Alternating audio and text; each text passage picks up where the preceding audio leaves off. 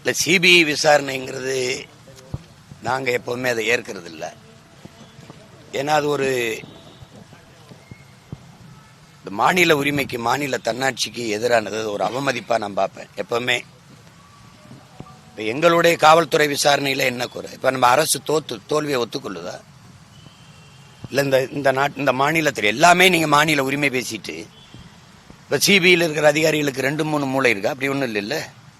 இப்போ இத்தனை ஆண்டுகளை சிபிஐ விசாரித்து நிரூபித்த ஒரு பெரிய இது ஏதாவது ஒரு வழக்கு இதை நியாயத்தை பெற்றுக் கொடுத்துச்சு அப்படி ஏதாவது சொல்லுங்க பார்ப்போம்.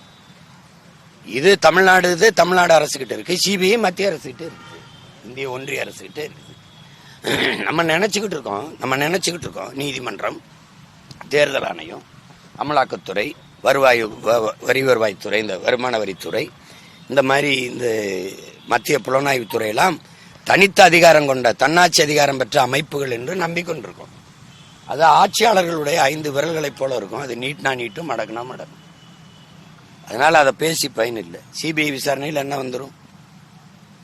அப்ப இவ்வளவு சிறந்த காவல்படை, எங்கள் காவல்படையை அவமதிக்கிறீங்க. நீங்க என்ன பிரச்சனைன்னு சொல்லுங்க. நீங்க